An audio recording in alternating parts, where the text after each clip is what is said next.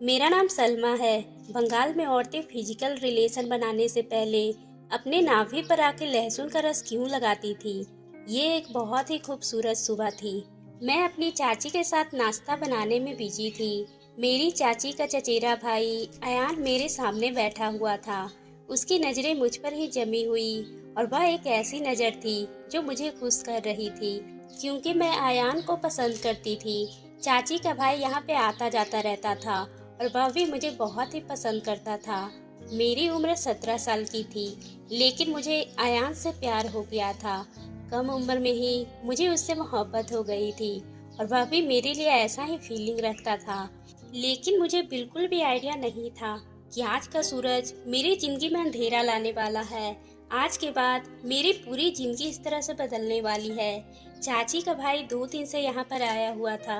अयान नाश्ता करने के बाद नौकरी के लिए निकल गया था और मैं चाची के साथ घर के कामों में बिजी हो गई थी। मेरी माँ और मेरे पिता का तो मेरे बचपन में ही देहांत हो गया था और वह लोग इस दुनिया से छोड़कर चले गए थे और मेरा कोई भाई बहन भी नहीं था। मैं अपने माता पिता के इकलौती बेटी थी। चाची मेरी माँ की जगह तो नहीं ले सकती थी, लेकिन फिर भी उन्होंने मुझे इज्जत की छत दी हुई थी। काम करते हुए टाइम का मुझे पता ही नहीं चला और दोपहर हो गई थी। चाची अपने कमरे में आराम करने के लिए जा चुकी थी और मैं किचन की सफाई करने के लिए किचन में ही रह गई थी। इतने ही देर में मुझे दरवाजे पे किसी की आवाज आई। मैं देखते ही दरवाजे पर गई तो दरवाजे पे एक अजीब सा लंबा चौड़ा आदमी खड़ा हुआ था, जिसकी नजरों में ऐसी चुभन थी कि मैं जल्दी से उसे देखकर अपने कपड़े ठीक किए थे। मैं बहुत ही ज्यादा खूबसूरत थी और कभी कभी ये बातें मुझे बहुत ही ज्यादा परेशान कर दिया करती थी। मैं जहाँ भी जाती थी वहाँ पर लड़के मुझे गौर से देखते थे, इसलिए मैं ज्यादातर घर से बाहर नहीं निकलती। तो खैर वो आदमी मुझे चाची के बारे में पूछ रहा था। मैंने दरवाजा बंद करना चाहा ताकि अंदर जाकर चाची को बुला लूं, लेकिन उस आदमी ने दरवाजे पर हाथ रख दिया और कहने लगा, दरवाजा बंद करने की जरूरत नहीं है, मैं तुम्हारे लिए कोई गैर थोड़ी हूँ, जाकर अपनी चाची को बुला लाओ। इसकी बात मुझे बहुत ही अजीब लगी थी। मैं पहली बार इस आदमी को यहाँ पर देख रही थी और वो कह रहा था कि वह मेरे लिए कोई गैर नहीं है। मुझे दरवाजा खुला हुआ छोड़कर अंदर जाना मुश्किल लग रहा था, लेकिन मेरी मजबूरी थी, इसलिए मैं फौरन अंदर की तरफ भागी और चाची को इस बारे में बता दी कि एक आदमी दरवाजे पर खड़ा हुआ है। उसके बारे में सुनते ही चाची के चेहरे का रंग ही बदल गया। वो कहने लगी थी कि तुम्हें दरवाजे पे आने की जरूरत नहीं है, तुम किचन के काम खत्म करो। उनकी बात सुनकर मैं किचन में ही पहुंच गई थी और चाची दरवाजे पे चली गई और फिर मुझे चाची की थोड़ी थोड़ी आवाज सुनाई देने लगी। वो उस आदमी के साथ क्या बातें कर रही थी ये तो मुझे समझ नहीं आ रहा था, लेकिन ऐसी बात कोई जरूर थी जो बहुत ही खामोशी के साथ और चुपके चुपके की जा रही थी। मैं सोच में पड़ गई थी कि चाची इस आदमी से क्या बातें कर रही है और वह आदमी कौन है जो चाची से बातें करने के लिए यहाँ पर आया है। कुछ ही देर गुजरी थी कि चाची मेरे पास आई और कहने लगी, इस आदमी के बारे में तुम्हें अपने चाचा या फिर मेरे भाई अयान से इस बारे में कुछ भी बताने की जरूरत नहीं है। चाची की बात सुनकर मैं हैरान रह गई थी। चाचा जी रोज सुबह सवेरे दूसरे शहर में काम करने के लिए चले जाते और रात को ही वापस घर आते थे, लेकिन वह दिन में कई बार चाची को फोन करके उनसे बात करते थे और मेरे लिए भी हालचाल पूछ लेते थे। चाचा चाची को अपनी कोई औलाद नहीं थी, इसलिए चाचा मुझे अपनी बेटी के जैसा ही समझते थे। चाचा जी मेरी बहुत ही परवाह करते थे, इसलिए चाची ने मुझे सख्ती से समझा दिया था कि चाचा से कोई बात नहीं बतानी है। लेकिन मेरे दिल के अंदर इंटरेस्ट पैदा हो गया था कि वह आदमी कौन है जिसके बारे में चाची सबसे छुपाना चाहती है। मुझे तो वह कोई बदमाश आदमी लग रहा था, लेकिन मेरी चाची उससे क्या संबंध था। फिलहाल चाची की ये बात सुनकर मैं अपनी जुबान पे ताला लगा ली थी और ना ही मैं इस बारे में अयान से कोई बात कही थी और ना ही चाचा जी से कुछ कहा था। मैंने सोच ली थी कि आज नहीं तो कल खुद ये बातें सब लोगों को पता चल जाएगी, क्योंकि मेरा मानना था कि कोई भी बात ज्यादा दिन तक छुपी नहीं रह सकती। और फिर उसी रात अयान मेरे कमरे में आया और कहने लगा, जल्दी से मैं अपनी बहन से तुम्हारे रिश्ते के बारे में बात करूंगा और मैं चाहता हूँ कि अब हम जल्दी से हमारी शादी हो जाए। अयान से बात सुनकर मैं हंसने लगी, क्योंकि मैं 17 साल की थी और वह 22 साल का हो गया था और फिर भी अभी तक उसकी परमानेंट नौकरी भी नहीं लगी थी। वह बस थोड़े बहुत ही पैसे कमाता था, फिर मुझे कैसे अपने घर में रखता। इतनी जल्दी तो हमारी शादी मुमकिन नहीं थी।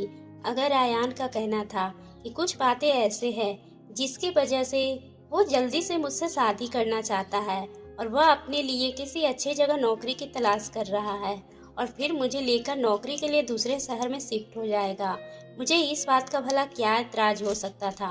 मैंने उसे कह दिया था कि अगर चाची मानती है तो फिर मुझे कोई एतराज नहीं होगा। ये सुनकर आयान बहुत ही खुश हुआ था और उसने मेरे हाथों को अपने हाथ में ले लिया था। उससे इस तरह छूने से मुझे बहुत ही शर्म आ रही थी। वह दिन खामोशी से गुजर गया था और कुछ दिन बाद वो आदमी फिर से हमारे घर आ गया था। वो आदमी आज सीधा दरवाजे से घर के अंदर चला आया। मैं किचन में मौजूद थी, तभी अचानक से चाची किचन में आ गई। उन्होंने एक लहसुन उठाया और मुझसे कहने लगी, तुम्हें मेरे कमरे की तरफ आने की जरूरत नहीं है जब तक कि मैं खुद तुम्हें आवाज न दूं। मैं बड़ी हैरानी से अपनी चाची के हाथ में पड़ा हुआ लहसुन देखा था और वह खामोशी से वापस अपने कमरे में चली गई थी और अंदर से दरवाजे बंद होने की आवाज सुनाई दी थी। 1 घंटा ऐसे ही गुजर गया था और हर तरफ सन्नाटा छाया हुआ था।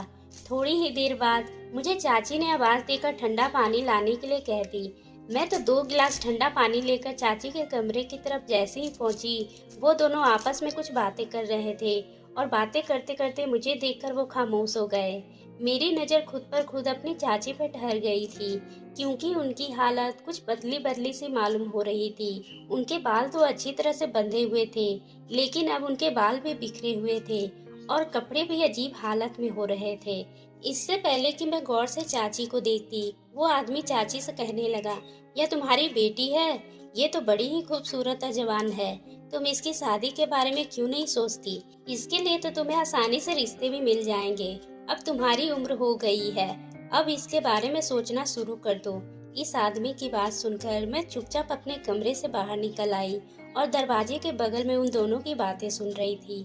वो अनजान आदमी, वो न सिर्फ मेरी जवानी की तारीफ कर रहा था और उसने तो मेरी शादी के बारे में भी बातें कर रहा था। वह पता नहीं कौन था जो इतना खुलकर मेरी चाची से बातें कर रहा था और चाची भी हंसकर उससे कहने लगी, हाँ अब इसकी शादी ही तो करनी है, मुझे यही मेरी जिम्मेदारी है। मेरी तो अब उम्र हो रही है, लेकिन अब यह जवान हो गई है। मैं सोचने लगी, चाची उस अनजान आदमी के सामने जिस तरह से मेरी जवानी के बारे में बातें कर रही थी, मुझे इस बात पर बहुत ही बुरा लगा था और उन दोनों के बीच फिर से बातों का सिलसिला शुरू हो गया था। कुछ ही देर के बाद वो आदमी वापस चला गया तो चाची ने फिर से मुझसे यही समझाया था कि अपने चाचा जी को इस बारे में कुछ मत बताना। लेकिन इत्तेफाक की बात थी कि अचानक उसी समय आयान घर पर आ गया था। तबीयत खराब होने की वजह से वो अपने घर जाने की बजाय यहाँ पर आ गया था। उसने उस आदमी को घर से निकलते हुए देख लिया था तो फौरन से मेरे पास चला आया और मुझसे पूछने लगा, ये आदमी कौन था और यहाँ पर क्यों आया था? मैं इनकार करते हुए सर हिला दी और कह दी, मुझे कुछ नहीं पता, ये आदमी तो चाची से मिलने के लिए आया था। अयान सीधा चाची से मिलने के लिए उनके कमरे में चला गया और फिर ना जाने अचानक से ऐसा क्या हुआ था कि दोनों के चीखने चिल्लाने की जोर जोर से आवाजें आने लगी। चाची अयान को बुरा भला कह रही थी, अयान भी आगे से चाची को बहुत ही जवाब दे रहा था। ना जाने उन दोनों के बीच क्या चल रहा था। मुझे इस बारे में कुछ पता तो नहीं था, लेकिन इतना आइडिया जरूर था कि बात कुछ ज्यादा ही बड़ी है और वो शायद उस अनजान आदमी से जुड़ी हुई है। काफी देर बाद जब अयान चाची के कमरे से बाहर आया तो उसका चेहरा गुस्से से लाल था। वो सीधे स्टोर रूम में चला गया और जाकर बंद हो गया। उसकी तबीयत ठीक नहीं थी, इसलिए आज वो हमारे घर पर ही रुकने वाला था। उसके बाद चाची हमारे कमरे से बाहर भी नहीं निकली थी। रात के खाने के टाइम जब मैं चाची को बुलाने के लिए गई तो चाची बहुत ही गुस्से में थी। वो कहने लगी, तुम जाकर खाना खा लो और सो जाओ। उनके बिहेवियर मेरे साथ बहुत ही ज्यादा खराब हुआ। पता नहीं अयान ने क्या कहा था, उस बात का गुस्सा वो मुझ पे निकाल रही थी। मैंने चाची से इस बारे में पूछना भी चाहा कि क्या हुआ है, तो वो कहने लगी, ये सब कुछ तुम्हारी वजह से हुआ है, इसलिए ज्यादा मासूम बनने की जरूरत नहीं है, यहाँ से दफा हो जाओ। मैं आंसू बहाते हुए अपने कमरे से निकल आई थी और लगातार फूट फूट के रो रही थी। आज मुझे बड़ी बेचैनी के साथ अपने माता पिता का याद आ रहे थे। मैं अपने छोटे से कमरे में बिस्तर पर लेटी तो मेरे दिमाग में बस यही बातें आ रही थी कि ना जाने किस बात पे झगड़ा किया है। क्या उस आदमी की वजह से उसका और चाची का झगड़ा हुआ है? स्टोर रूम का दरवाजा तो अंदर से लॉक था, वरना मैं उससे जाकर जरूर पूछती। अयान जब भी हमारे घर आता था तो वह स्टोर रूम में ही ठहरता था, क्योंकि हमारा घर छोटा था और सिर्फ दो ही कमरे थे। एक में चाचा चाची रहते थे और दूसरे कमरे में मैं रहती थी। एक छोटा सा स्टोर रूम बना हुआ था जहाँ पर अयान कभी कभी ठहर जाता था। मुझे सुबह होने का इंतजार था, फिर मुझे अयान से ही पूछनी थी। पर मैं जब सो के उठी तो अयान घर से जा चुका था और चाची भी खामोशी से घर का काम कर रही थी। उन्होंने मुझसे कोई बात नहीं की और उनका बिहेवियर देखते हुए मैं भी उनसे कुछ पूछ नहीं सकती थी। सुबह होते ही मेरा काम पहला सफाई करना ही था, इसलिए मैं सीधा सफाई करने के लिए बिजी हो गई। और चाची के कमरे से सफाई करने के दौरान मुझे वह लहसुन का टुकड़ा पड़ा हुआ मिला, जिसे चाची किचन से लेकर अपने कमरे में गई थी। और मैं सोच रही थी कि चाची लहसुन का क्या करती है। जब लहसुन को देखा तो उसे खाया नहीं गया था, उसका छिलका भी उतरा हुआ था। ऐसा लग रहा था जैसे उसका रस निकाल लिया गया है। मैं सफाई करते टाइम उसे फेंक दिया था और फिर सफाई करने में बिजी हो गई। फिर शाम के टाइम चाची मुझसे कहने लगी, चलो मार्केट चलते हैं, कुछ सामान लाना है। कभी कभी ऐसा हो जाता था कि चाची मुझे अपने साथ मार्केट ले जाती थी, इसलिए मैंने अपना दुपट्टा लिया और फिर मैं उनके साथ चल पड़ी। लेकिन मुझे क्या पता था कि चाची मुझे कहाँ ले जा रही है। चाची और मैं रिक्शे पर बैठकर चल पड़े, लेकिन उस वक्त मैं हैरान रह गई थी जब रिक्शा वाले ने मार्केट को क्रॉस कर दिया। मैंने चाची से पूछा कि हम लोग कहाँ जा रहे हैं, बाजार तो पीछे ही निकल गया है। वो कहने लगी, दूसरा सामान खरीदना है इसलिए दूसरे मार्केट जा रहे हैं। उनका बिहेवियर मुझे पहले से कुछ बेहतर लग रहा था और काफी देर के बाद हम लोग अजीब से बाजार में पहुंच गए। यहाँ लोग काफी अजीबोगरीब मालूम हो रहे थे। हम रिक्शे से उतरते तो चाची मुझे किसी दुकान के बजाय बाजार के पीछे बने हुए एक घर में ले गई। एक बड़ी उम्र की औरत ने दरवाजा खोला और चाची को देखकर मुस्कुराने लगी। चाची कहने लगी, इसे अपने पास रख लो, मैं माल का सही दाम लगवा कर आती हूँ। मैं चाची को परेशानी से देखा कि वह अपने साथ लेकर जाने की बजाय यहाँ पर छोड़कर क्यों जा रही है। चाची ने मेरी चेहरे को देखा तो वह कहने लगी, परेशान मत हो, ये भी तुम्हारी चाची ही है, तुम यहाँ बेफिक्र होकर बैठो, बस कुछ ही देर में मैं वापस आती हूँ। फिर चाची मुझे छोड़कर वहाँ से निकल गई। उस औरत ने मुझे अंदर ले लिया और फिर जैसे जैसे वो मुझे अपने साथ लेकर अंदर जाने लगी, मेरी आंखें फटी की फटी रह गई, क्योंकि उस दरवाजे के पीछे तो एक अलग ही जगह बनी हुई थी जिसमें बहुत सारे छोटे छोटे कमरे थे और वो एक अजीब सी महक आ रही थी। कुछ कदम चलने के बाद ही मुझे आइडिया हो गया था कि मैं किसी नॉर्मल जगह पर नहीं हूँ, ये जगह अलग ही जगह है। दरवाजे के पास छोटे छोटे कपड़े पहनी हुई लड़कियां खड़ी हुई थी जो मुझे देखकर मुस्कुरा रही थी। उनके कपड़े, उनके चेहरे से भरा हुआ मेकअप मुझे एक अलग ही सच्चाई बता रहा था। मैं चलते चलते रुक गई तो एक औरत पलटकर मुझे देखने लगी, लेकिन मैंने उससे कहा कि मुझे वापस जाना है, मैं अंदर नहीं जाना चाहती। मेरी बात सुनकर वह जोर जोर से हंसने लगी और कहने लगी, दरवाजे के अंदर आने की रास्ता तो है, लेकिन बाहर जाने का कोई रास्ता नहीं है। तुम्हारी चाची तुमसे जान छुड़ाकर यहाँ से जा चुकी है और ना ही तुम कभी यहाँ से लौटकर बाहर जा सकोगी। यह मेरी दुनिया है, यहाँ पर मेरा राज चलता है। तू भी एक औरत है, इसलिए तुम्हें यहाँ पर रहकर मेरा कहना मानना पड़ेगा। उसकी बात सुनकर मेरे पैरों तले से जमीन निकल गई थी। उसने मेरा हाथ पकड़ लिया था।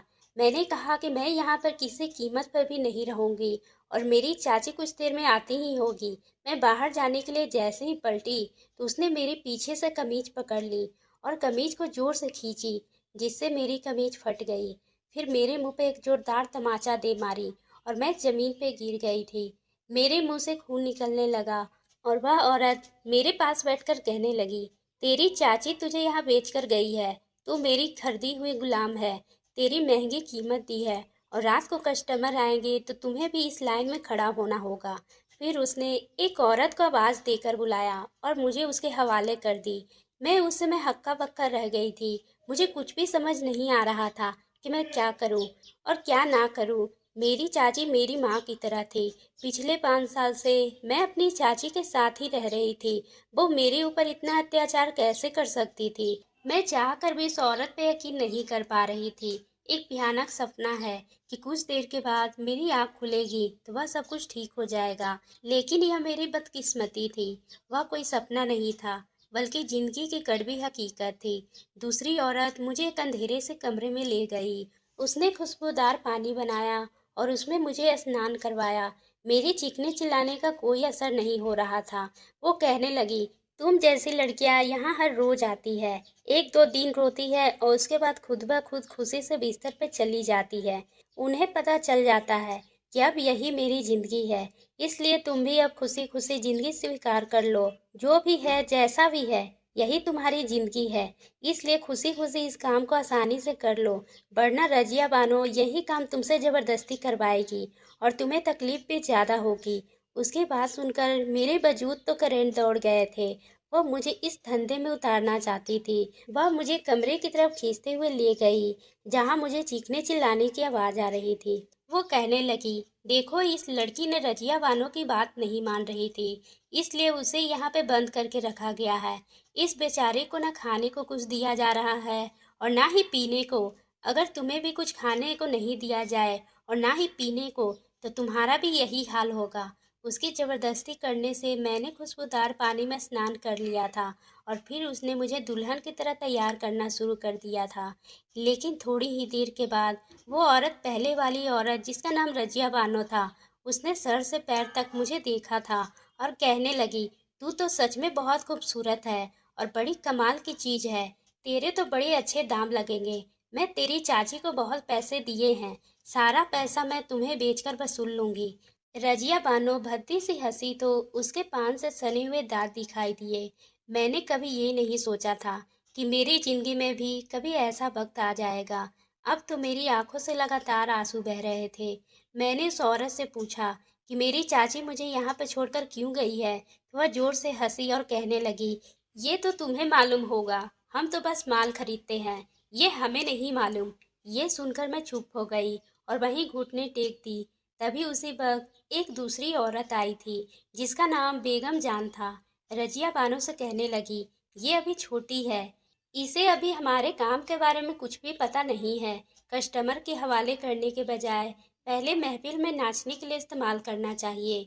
जब ये कुछ समझदार हो जाए तो इसे किसी अच्छे महंगी ग्राहक के पेश करना चाहिए, ताकि इसकी सही पैसा वसूल हो सके। उस औरत की बात से रजिया बानो को समझ आ गई और वो कहने लगी, ठीक है, इसे नाचने गाने की तैयारी करवाओ। इस बात का हुक्म देते हुए वो कमरे से बाहर निकल गई। बेगम जान मेरी तरफ देखकर कहने लगी, कुछ दिनों के लिए मैंने तुम्हें बचा लिया है, लेकिन याद रखो, इस दुनिया में आज नहीं तो कल तुम्हें कस्टमर के पास जाना ही होगा, क्योंकि यही तुम्हारा काम है। मैं भी जब यहाँ पर आई थी तो सिर्फ 15 साल की थी। मुझे तो यहाँ पर मेरे आशिक ने बेच दिया था, क्योंकि उसे तो पैसों से मतलब था। उसने कभी भी मुझसे सच्चा प्यार नहीं किया था, इसलिए वह मुझे यहाँ बेचकर चला गया था। अब यही मेरी जिंदगी है। मैं यहाँ से भागने की कई बार कोशिश की, लेकिन यहाँ से बाहर जाने का सिर्फ एक ही दरवाजा है, जिस पे रजिया बानो खुद अपने नौकर के साथ पहरा देती है। इसलिए यहाँ से कभी फरार होने के बारे में मत सोचना। बेगम जान बहुत ही अच्छी और मोहब्बत करने वाली औरत थी। उनकी बोलचाल भी मुझे बहुत ही पसंद आई थी। बाकी यहाँ तो कोई औरत ढंग से बात भी नहीं करती थी। वह मुझे सिर्फ प्यार से समझा रही थी, बल्कि खुद भी नाच सिखाने लगी थी, जबकि मैं सारा टाइम रोती ही रहती थी। मुझे अपनी किस्मत पर बहुत ही अफसोस आ रहा था कि मुझे और कोई नहीं बल्कि मेरी चाची ने ही यहाँ पर छोड़कर चली गई है। और वह कुछ दिन इसी तरह से गुजर गए थे और मेरी आंखों का पानी भी सूख चुका था। मैंने अपने दिल को समझा लिया था और सोच लिया था कि ज़्यादा रोने की कोई फ़ायदा नहीं है। मुझे यकीन हो गया था कि अब मेरी चाची मुझे लेने के लिए कभी नहीं आएगी। ना जाने उन्होंने मुझे किस बात का बदला लिया था। अयान ने इससे आखिर ऐसा क्या कहा था जो वह मुझे अगले ही दिन इस दुनिया में छोड़कर चली गई थी। मैं सवाल का जवाब जानना चाहती थी कि मेरी चाची ने मेरे साथ ऐसा क्यों किया था, लेकिन फिलहाल इस सवालों का जवाब देने वाला कोई नहीं था। इस महफिल में मुझे नाचना भी सिखा दिया था और फिर मुझे भी इस महफिल का हिस्सा बनाया जाने लगा था। पहले नशे में डूबे हुए आदमी हमारे सामने बैठ जाते थे और हमें अजीबोगरीब कपड़े में उनके सामने नाच पेश करना पड़ता था। पुरानी लड़कियां तो नाचने में माहिर हो गई थी और वह भी इस काम को बड़ी ही आसानी से कर लिया करती थी, लेकिन मेरे लिए बहुत ही मुश्किल था। मैंने भी नाचने में बराबर से हिस्सा लेना शुरू कर दी थी और फिर इसी तरह से 1 महीने और गुजर गया था। एक अमीर आदमी कोठी पर चला आया और उसने आते ही सबसे पहले मेरे दाम लगाए थे। मुझे 50,000 की कीमत पे एक रात के लिए खरीदना चाहता था। यह बहुत ही बड़ी रकम थी। रजिया बानो ने बेगम जान से कह दिया था कि वह मुझे तैयार करके इस आदमी की सेवा में पेश कर दे। ये सुनकर मैं रोने लग गई थी। नाचने का तो मैं अपना चुकी थी, लेकिन अब तक मैं किसी कस्टमर के साथ रात नहीं गुजारी थी। बेगम जान मुझे अपने साथ ले गई और मुझे तैयार करते हुए कहने लगी कि कभी कभी हमारी खूबसूरती हमारे नसीब खराब करते हैं। अगर तुम इतनी खूबसूरत ना होती तो कोई तुम्हारे दाम भी नहीं लगाता। इसलिए तुम अपने दिमागी तौर पे इसके लिए तैयार हो जाओ। पर उस समय मुझे अपने चाचा और अयान की याद सता रही थी। मुझे अब इस बात पे यकीन नहीं आया था कि चाची मुझे जानबूझ कर यहाँ पे छोड़कर गई है और इस सब के लिए शायद अयान जिम्मेदार है। जब मैं पूरी तरह से तैयार हो गई तो बेगम जान ने मेरी नज़र उतारी और कहने लगी, गहरी सांस भर के कमरे में दाखिल हो जाना और खुद को इस आदमी के हवाले कर देना। मेरे पास भी इसके सिवा और कोई रास्ता नहीं था, इसलिए मैं छोटे से कमरे के अंदर चली गई। पर जैसे ही वहां पहुंची तो कमरे में एक छोटा सा बल्ब जल रहा था और मैं बिस्तर पे देखी तो एक शराबी लेटा हुआ था। वो तो नशे में इतना धुत था, उसे तो खुद का भी होश ना था। मैं उसे देखकर बहुत ही खुश हो गई और मैं पूरी रात इसी तरह से उस कमरे में बैठकर बिताए थे। फिर मेरे दिमाग में बेगम जान की बातें घूमने लगी थी। उन्होंने कहा था कि बिस्तर पे जाने से पहले अपनी नाभि पे लहसुन का रस जरूर लगा लेना। उन्होंने ये लहसुन की छोटी सी कली मुझको दे दिया था। मैंने उसे मुट्ठी में बंद कर लिया था, जिसे अब इस्तेमाल करने की जरूरत नहीं थी। मेरे लिए एक एक मिनट भारी पड़ रहा था।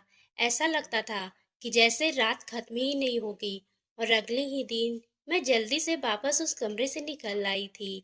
जब मैं बेगम जान मुझे देखी तो मुझे सीने से लगा ली और कहने लगी, बस पहली रात मुश्किल होती है, अब तेरे लिए सब कुछ आसान हो जाएगा।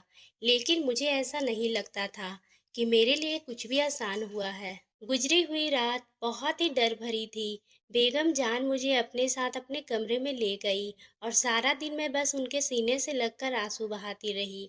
मुझे अपनी माँ की बहुत ही याद आ रही थी, मगर आज मेरी माँ जिंदा होती तो शायद मुझे ये दिन देखना ही नहीं पड़ता। पहली बार मुझे यकीन हुआ था कि माँ बाप के सिवा कोई अपना नहीं होता। ये रिश्ते भी सिर्फ दिखावे के ही होते हैं। मेरी चाची उन्होंने ही मुझे इस दलदल में ढकेल दिया था। मैं यहाँ अपनी पहचान को भूल चुकी थी। मेरा नाम सलमा था, लेकिन यहाँ पर मेरा नाम नजमा रख दिया गया था। यहाँ पर सब लोग मुझे इसी नाम से ही पुकारते थे, क्योंकि मैं खुद भी भूल चुकी थी कि मेरा नाम पहले कभी सलमा था। सारा दिन मैं बेगम जान के पास ही रही थी। कुछ दिन खामोशी से गुजर गए। फिर एक दिन एक 22 साल का कस्टमर मेरी कीमत लगाने के लिए आया था। मैंने उसे इनकार करना चाहा तो उन्होंने मुझे जोरदार थप्पड़ मारने लगी कि यहाँ इनकार करने की कोई गुंजाइश नहीं है। अगर तू नहीं जाएगी तो मैं तुम्हें खुद कस्टमर के आगे फेंक आऊंगी। मैं रजिया वालों के आगे मजबूर हो गई थी। बेगम जान ने मुझे उस आदमी के पास जाने के लिए तैयार किया और साथ में मेरी मुट्ठी में लहसुन भी पकड़ा दिया और कहा, इसे अपनी नाभि पे लगाना भूलना नहीं। मैं धीमे कदमे से उस कमरे में पहुंच गई थी।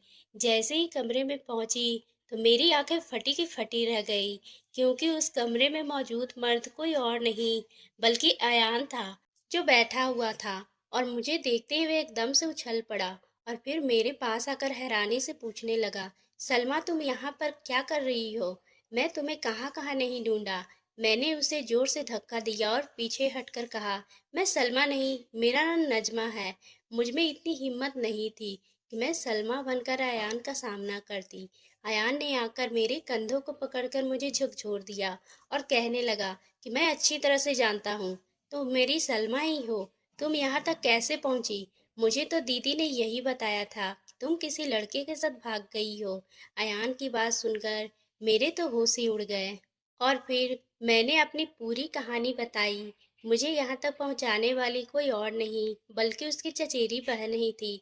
ये बात सुनकर वो मेरे कदमों में बैठकर रोने लगा और उसने मेरे हर सवाल का जवाब दिया। उसने मुझे बताया कि जब से मेरी बहन को तुम्हारे और मेरे प्यार के बारे में पता चला था, तभी से वह तुमसे नफरत करने लगी थी।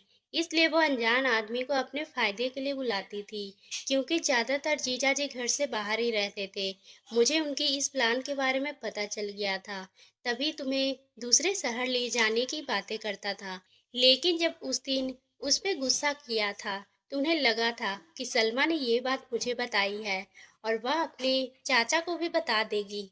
मैंने अपनी बहन को कई बार समझाने की कोशिश की, लेकिन उन्होंने मेरी बात नहीं मानी और वो लगातार जीजा जी को धोखा ही देती रही। और उस दिन मुझे उस आदमी को घर से निकलता हुआ देखकर मुझे बहुत ही गुस्सा आ रहा था और इसी बात पे मेरा बहन से झगड़ा हुआ था। फिर अगले ही दिन बहन ने मुझे बताया कि तुम किसी लड़के के साथ भाग गई हो। मुझे उनकी बात पे यकीन तो नहीं हो रहा था, इसलिए मैंने कई जगह तलाश करने की कोशिश की। मुझे कहीं पर नहीं मिली। उन्होंने जीजा जी को भी यही बातें बताई थी, आपकी भतीजी भाग गई है।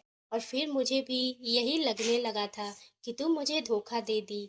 पर एक दिन मैं बाजार में तुम्हारी फोटो को लेकर तुम्हारी खोज खबर कर रहा था, तभी मुझे एक रिक्शे वाला मिला और उसने मुझे बताया कि ये लड़की तो मैंने कुछ महीने पहले ही उसे बाजार में पहुंचाया था और साथ में एक औरत भी थी, लेकिन उस औरत को वह नहीं जानता था, इसलिए उसकी पहचान नहीं हो पाया। पर उसने मुझे तुम्हारी फोटो से तुम्हारा पता बता दिया था और मैं इस तरह तुम्हारी जगह तलाश करने के लिए चला आया। जब मैं यहाँ पर आया तो सलमा नाम से मुझे कोई भी तुम्हारी पहचान नहीं बता रहा था, इसलिए मैंने तुम्हें खरीदने का सोच लिया और फिर तुम मेरे सामने हो। मैं तुमसे दीदी की तरफ से माफी मांगता हूँ। वह तुम्हारे जाने के बाद बहुत ही बीमार रहने लगी है, उसके किए की सजा मिल चुकी है। और ये सब कुछ उनके साथ इसलिए हुआ है क्योंकि उन्होंने एक बिन माँ बाप की बच्ची को सताया है। अपनी गलती छुपाने के लिए उन्होंने तुम्हें इस कोठी पर लाकर छोड़ दिया है। अयान रोते हुए मुझसे माफी मांगने लगा था। मैंने कहा, अयान, अब तुम्हें यहाँ से अपने घर चले जाना चाहिए। उसने कहा, मैं अकेले यहाँ से कहीं नहीं जाऊँगा, मैं तुम्हें अपने साथ लेकर ही जाऊँगा। मैंने कहा, अब मैं यहाँ से नहीं जा सकती, यही मेरी दुनिया है और इस जगह से अगर मैं चली भी जाती हूँ तो लोग मुझे जीने नहीं देंगे। अयान ने कहा, मुझे लोगों की परवाह नहीं है, मैं तुमसे बहुत ही प्यार करता हूँ, इसलिए मैं तुमसे शादी कर किसी दूसरे शहर में अच्छी नौकरी कर लूँगा और मैं तुम्हारे साथ ही रहना चाहता हूँ। अयान की बातें, मेरी आंखों में आंसू आ गए थे। वह मुझे अपने गले से लगा लिया था। मैंने अयान से कहा कि इस जगह से मेरा निकलना मुमकिन नहीं है, क्योंकि रजिया बानो ऐसा कभी होने नहीं देगी। अयान ने कहा, रजिया बानो को मैं मना लूंगा और उन्हें जितनी भी कीमत चाहिए मैं उन्हें देने के लिए तैयार हूँ, चाहे उनके लिए मुझे अपने घर ही क्यों न बेच देना पड़े। अगले ही पल अयान ने रजिया बानो से पैसे की बातें कर ली था और रजिया बानो पैसे पाकर बहुत ही खुश थी, तो उसने मुझे जाने की इजाज़त दे दी। मैं अयान के साथ जाने से पहले बेगम जान के पास गई और उन्हें गले से लिपट गई। बेगम जान ने कहा, तुम हमेशा खुश रहना।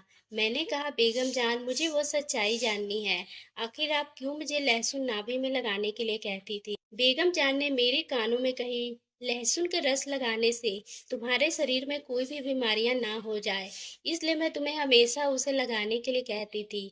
बेगम जान की बात सुनकर मैं हैरान रह गई और मैं और अयान एक साथ नई जिंदगी में कदम रखने वाले थे। कुछ दिनों के बाद अयान और मेरी शादी हो गई थी। हम दोनों बहुत ही खुश थे। मैं अयान जैसा पति पाकर अपने बुरे वक्त को भूल जाना चाहती थी और अपने आने वाले नए पल को एंजॉय करना चाहती थी। तो दोस्तों, आपको ये कहानी कैसी लगी?